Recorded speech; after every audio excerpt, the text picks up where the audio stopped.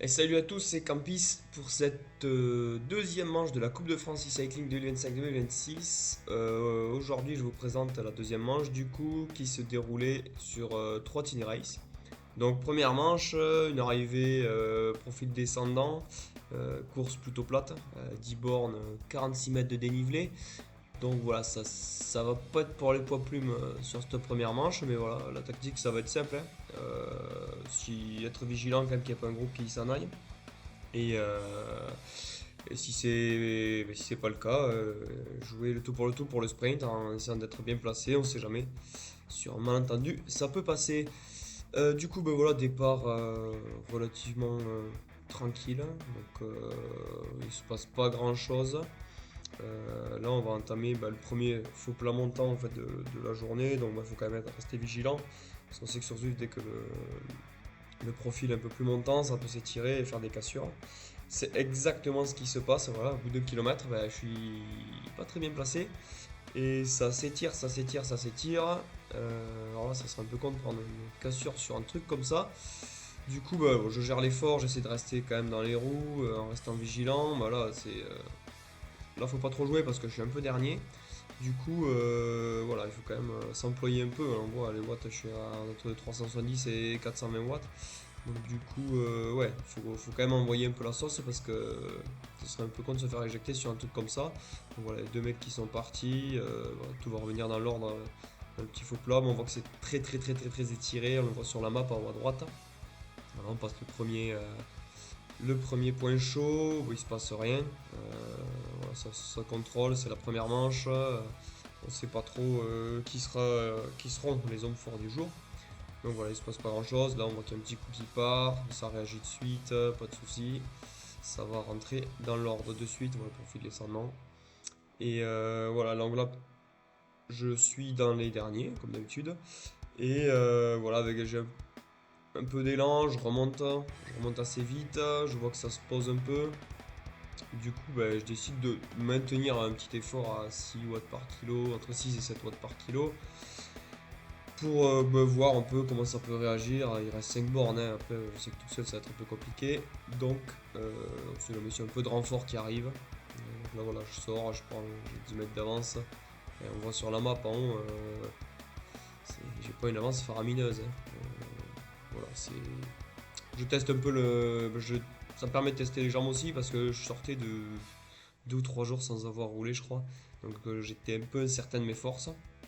Et finalement, bon, ça laisse un peu sortir, mais bon, je m'emploie quand même zone 3, zone 4 pour prolonger l'effort et augmenter un peu l'écart. Ouais, bon, là, j'ai 2 secondes d'avance, c'est quand même limite, hein. Je mets pas tout le tout. Je tente pas le tout pour le tout, je mets pas toutes mes forces là-dedans. Et je me dis que ça servira aussi peut-être un peu de déblocage pour la manche suivante qui devrait m'aller un peu plus.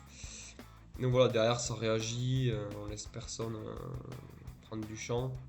Voilà, donc là je coupe un peu l'effort. J'essaie juste de ne pas m'arrêter parce qu'en fait quand le groupe va me passer, après si je peux pas prendre les roues c'est compliqué. Donc voilà, là on le voit. Je redescends en fond de groupe, il reste 3 bornes, je connais un peu le circuit, je sais que c'est plutôt plat, il y a quand même un petit faux plan en sortant du pipeline. Donc voilà, on reste placé, on est quand même encore, il y a encore tout le monde, hein, on est 35-40 pour jouer la gagne. Voilà, là, on a passé le petit faux plat, faut rester placé. Et là, voilà, on arrive flamme rouge. Dernier kilomètre, un peu compliqué. Il y a Quentin Michel qui a essayé d'anticiper le sprint. On le voit, il est quand même un peu devant déjà sur la map. Il reste encore un peu, sachant que tout le monde a du coup un boost casque aéro. Donc ce qui fait aller plus vite sur un temps relativement court quand même. Donc faut essayer d'utiliser pas trop tôt, exactement ce que je fais pas du coup, puisque je le lance à plus de 600 mètres de l'arrivée. Mais bon, ça me permet en fait de rester déjà dans les roues au contact sans trop perdre d'énergie. C'est une pente à moins de 2%. Vraiment pas le profil idéal pour moi, puisque je suis un poids quand même relativement léger sur les sprints, c'est très compliqué, surtout que moi, je bosse pas forcément les sprints, j'ai pas forcément bossé les sprints ces dernières semaines, ces dernières séances, donc très compliqué. Voilà, je fais une pointe à 700 watts, 750 maximum.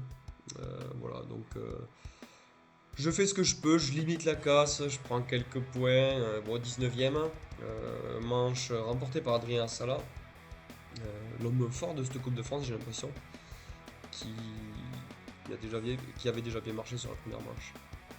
Donc deuxième tiny race de la journée, voilà, c'est la course de prédilection pour moi. Profil plutôt plat, il y a un passage avec des chemins, et puis une arrivée au sommet. Arrivée au sommet, 3 km.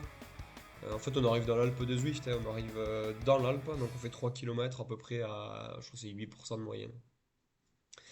Donc l'objectif très simple, débourser le moins d'énergie possible avant le pied, être très bien placé au pied, gérer sa montée. Alors là, c'est très compliqué pour moi. En fait, c'est que c'est la première fois que je vais faire l'Alpe avec un entraîneur en direct drive.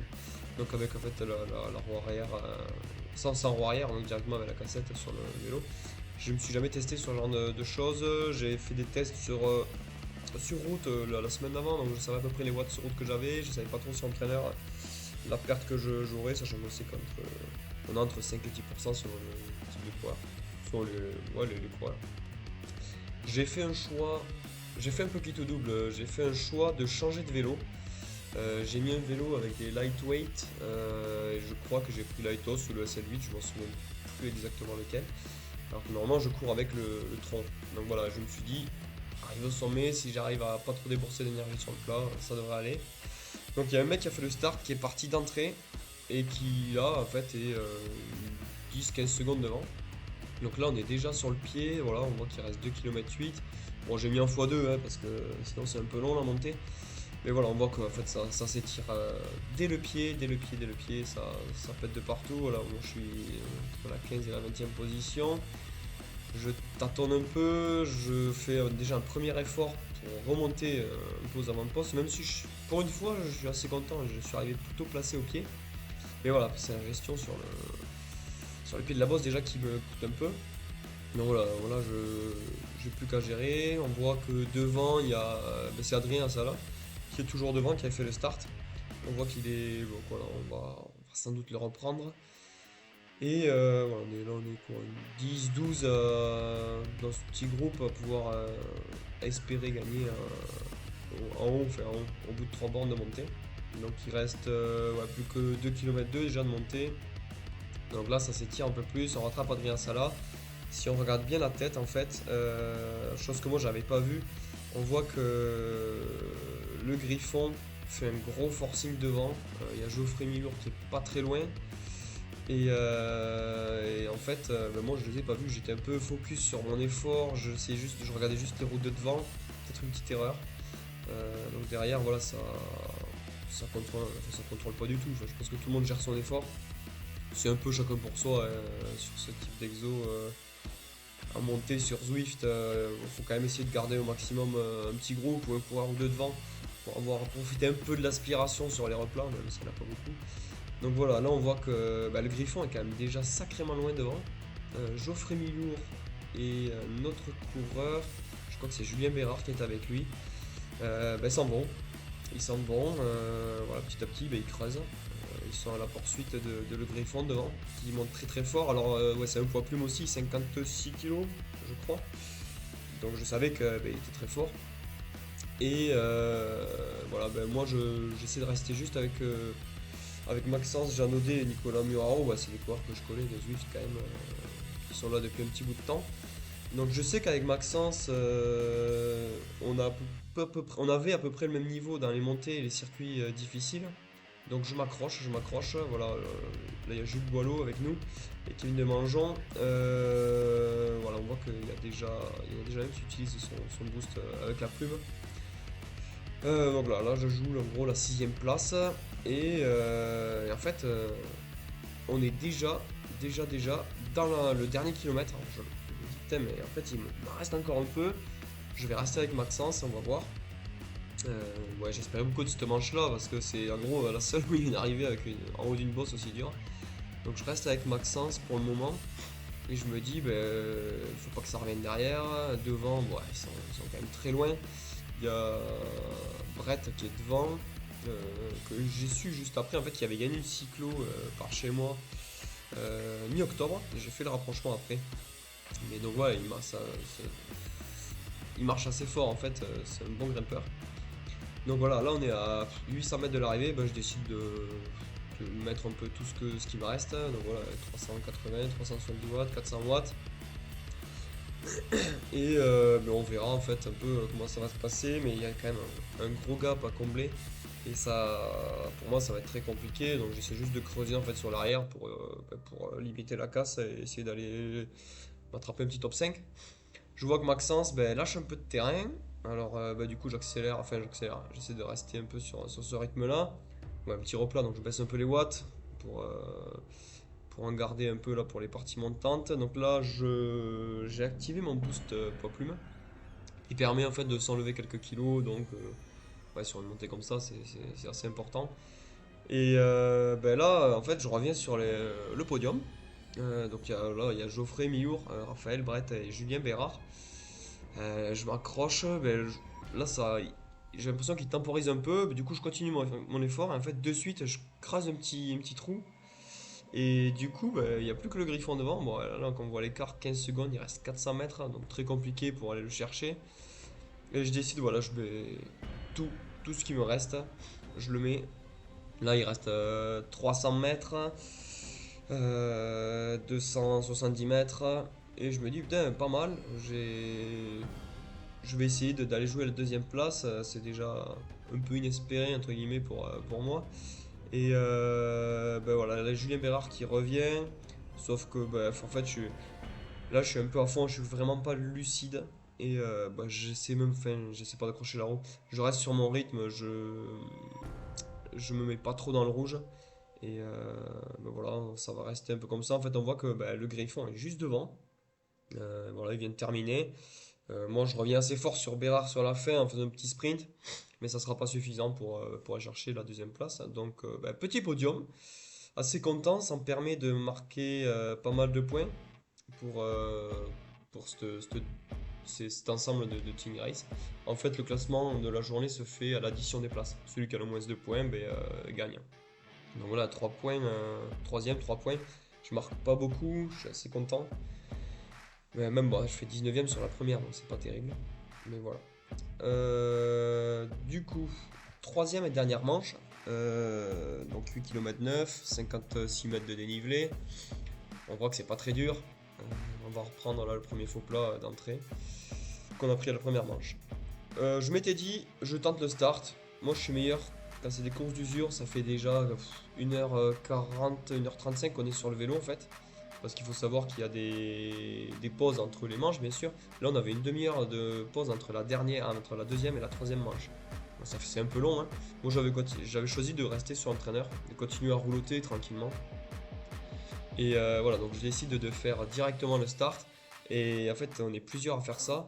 Donc franchement, je pense que c'était vraiment une très bonne idée parce que du coup, là on le voit, je suis quatrième et j'étais à 200 watts.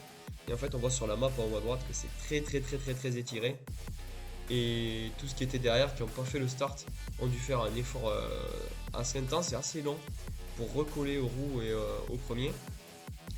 Donc, très bon choix. En fait, là, je me dis directement, j'ai pris vraiment la course dans le bon sens avec un coup d'avance, entre guillemets, comparé à 90% je pense du peloton qui ont du coup un coup de retard et qui sont obligés de se réemployer là parce que ça monte à fond sur le faux plat. Je filoche un peu, voilà, je laisse pas sortir ces groupes là parce qu'il y a quand même des gros noms et que c'est quand même important de rester au contact, toi. Donc là voilà, là je gère, j'en ai encore un peu sous la pédale donc c'est pas un souci. Et du coup voilà, là je reste juste au contact, je m'économise un maximum et en fait je vais être à la recherche sur cette manche là du moment opportun pour pouvoir attaquer au moment en fait où ça se pose. Je sais que j'ai un coup d'avance et que du coup comme moi je suis assez reposé, il y en a certains qui rentrent juste, il y en a encore qui sont pas rentrés. Là, le peloton se regroupe vraiment à ce moment là à 100%, entre guillemets, qui commence à faire la boule. Je sais qu'il y a un petit faux plat dans le volcan, alors je commence à regarder, là, on le voit là-bas le faux plat, je me dis non, Ah non, en fait, ça réattaque, donc du coup, voilà, je reste dans le peloton. J'ai toujours un œil rivé sur les kilomètres heure parce que je sais à peu près, moi, tout seul, mais sur des entraînements, je sais à peu près à combien je peux rouler. Donc du coup, si ça roule à 55 à l'heure ou 50 sur le plat, je sais très bien que ça sert à rien d'attaquer. C'est comme une course sur route, hein. Quand ça roule à 60 à l'heure, ça sert à rien d'attaquer, de mettre des cartouches de partout, hein. Donc du coup, voilà, on est à 48. Je me contente juste de rester dans le peloton, ouais, pas très bien placé comme d'habitude.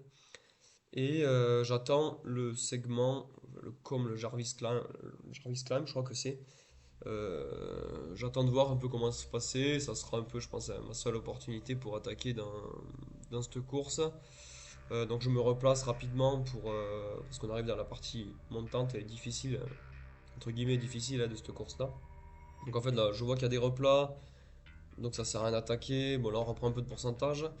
Et là, je vois sur le profil, en fait, il y a un petit replat, une partie dure, et après il y a un long faux plat montant. Je me dis que ben, ça risque d'être là où je vais pouvoir jouer mon batou. Donc ça monte à fond sur le faux plat, comme d'habitude. Donc ça s'étire, ça s'étire.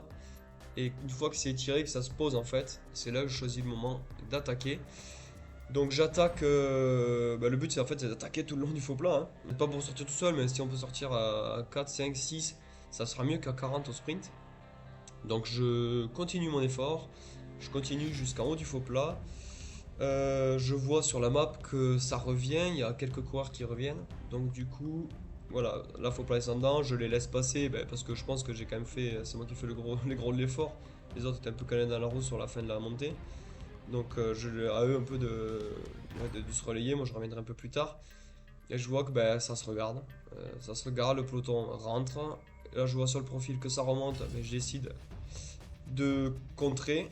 Chose que je fais, voilà. Et j'avais vraiment de bonnes sensations sur cette dernière manche.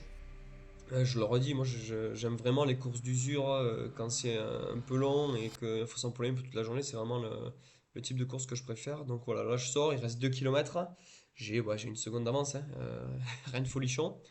Mais ouais, après, on voit sur le profil, sur la map, en haut à droite, c'est plutôt profil descendant, c'est pas trop pour moi. Donc voilà, je me fais rattraper à 1 km 6, 1 km 5 de l'arrivée. Donc voilà, ça va se jouer au sprint, mais plutôt content parce qu'en fait finalement là je redescends dernier du peloton, ce qu'il en reste, et on est que 25. Donc ça veut dire qu'il y a quand même 15 mecs qui n'ont pas suivi, qui n'ont pas pu suivre et qui ont sauté dans la partie montante. C'est plutôt avantageux pour moi parce que au sprint, je vois que j'ai fait 19ème sur la première manche. Il y a forcément des mecs qui sont dans les 15 derniers, qui sont pas là, qui ont dû faire devant moi dans la première manche. Donc je me dis c'est des places de gagner. Donc voilà, là on a le boost du camion. Donc en fait, quand on est derrière quelqu'un, je crois que c'est 30%, on a 30% d'aspiration en plus. Donc ouais, tout le monde là, donc finalement en fait ça revient un peu à se neutraliser.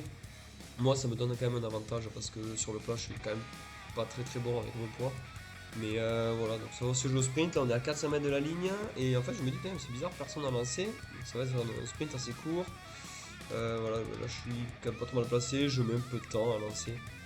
Toujours un peu ce laps de temps à lancer. J'ai un peu de mal encore sur ça, à retrouver des automatismes sur Zwift.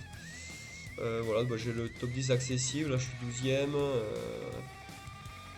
Je joue vers la 10ème place en fait pour cette manche là. Là ça se joue pas avec Maxence Jeannaudet, petit bug de Zwift je pense, on dirait qu'il me passe sur la ligne et finalement sur le classement il sera derrière moi. Donc 11ème place sur cette dernière team race. Victoire de Adrien Sala, encore sur le plat, c'est quand même un homme fort. Donc je fais 10ème de la manche au total et mon collègue Tarnet Jette fait 18ème. Donc on est plutôt satisfait, on est quand même toujours dans les 20. En général, je remonte 9ème et Cédric 14ème. Alors, je remonte 9ème parce qu'il y a deux coureurs qui étaient devant moi sur les manches d'avant qui n'ont pas participé à cette manche-là. Camille Danis et Thomas Gobert qui n'étaient pas là. Et pour notre petit club du Tarn, Mazamé, toujours 9ème, ça va être compliqué de façon de faire mieux puisque avec Cédric, on est quand même souvent entre la 10 et la 20ème place. Donc voilà, on est content de porter les couleurs de Mazamé, top 10 sur le général des équipes.